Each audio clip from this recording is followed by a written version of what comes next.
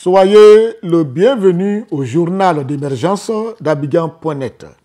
Ce que nous allons dire, s'il y a des gens qui veulent nous apporter des éclaircissements, vous pouvez appeler le 0225 01 01 08 02 31.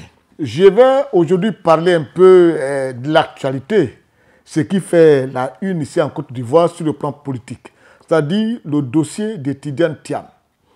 Tidiane Thiam a été radié ou alors la justice va demander à la CEI de radier Tidiane Thiam de la liste électorale.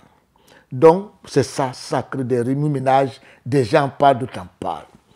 Mais quand je vois ce problème, moi j'accuse des gens qui sont autour de Thiam.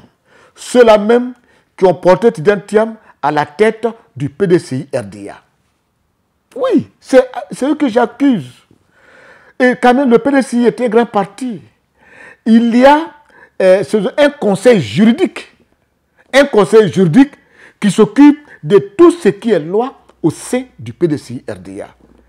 Mais j'ai l'impression que ce conseil-là n'a pas joué son rôle. Maître Blissi était un monsieur pour qui j'ai assez d'admiration. Il était l'avocat de Birida. Pour un petit temps, j'ai côtoyé le monsieur. Mais je dis pour ce dossier de Thiam, c'est-à-dire les gens ont quand même réagi à la légère. Avant de porter Thiam à la tête du PDCI, le conseil juridique doit se réunir pour dire est-ce que la personne-là de Thiam remplit les conditions pour être à la tête du PDCI. Et vous savez très bien, pour diriger un parti politique en Côte d'Ivoire, il faut être ivoirien. Si vous avez posé cette question, vous allez réfléchir, commencer à rentrer dans tous les détails pour vérifier oui ou non.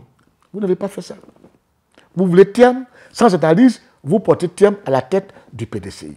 Nous, on pensait que Thiam était toujours ivoirien. C'est quand vous avez dit, avec Thiam lui-même, que vous êtes parti déposer des documents pour renoncer à la nationalité française qu'on a compris que, donc c'est maintenant, Thiam veut être ivoirien. Donc il n'a pas rempli toutes ces conditions, c'est maintenant qu'il veut les remplir. Il y a un problème. Quand c'est comme ça, il tombe sur le coup de la loi. Le pouvoir, Alassane Ouattara, passer en Côte d'Ivoire, je ne sais pas. Mais que sa femme n'est pas contente de lui, c'est Alassane Ouattara. Ce n'est pas une affaire d'Alassane Ouattara. Ce n'est même pas le RDP qui a porté plainte. Qui a porté plainte? C'est Mme Valérie. Elle est membre du bureau politique du PDCI. C'est-à-dire qu'elle ne peut pas accepter que celui qui n'est pas ivoirien soit à la tête du PDCI. Que celui qui n'est pas ivoirien soit inscrit sur la liste électorale. C'est elle, c'est pas quelqu'un. C'est pas Ouattara. Enlevez le nom de Ouattara dans votre bouche, mettez le nom de Valérie dans votre bouche. Vous allez pour Ouattara et puis vous mettez pour Valérie. C'est comme avant quand Dédé était là. Quand on a annulé la candidature de Alassane Ouattara, mais les cas du PDCI, j'étais aussi content. Donc ne dites pas pourquoi il rit. Si chacun un adversaire redoutable quitte sur lui, mais il va rire. Ouattara subit la même chose. Évitez de rentrer dans les émotions.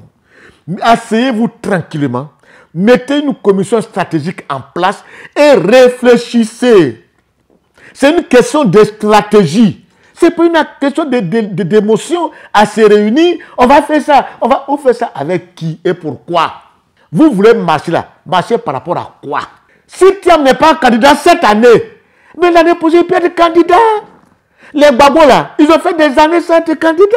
Ouattara lui-même là, Bédi a fait qu'il n'était pas candidat à cause de la loi. Il n'a rien dit. S'il y a quelqu'un qui demande qui va demander l'article 48, c'est Babo Laurent, mais ce n'est pas Thiam. Je vous en prie, le PDCI, mettez bas la terre. Mettez en place une commission de réflexion et d'analyse afin de réfléchir à des stratégies à mettre en place. À la prochaine.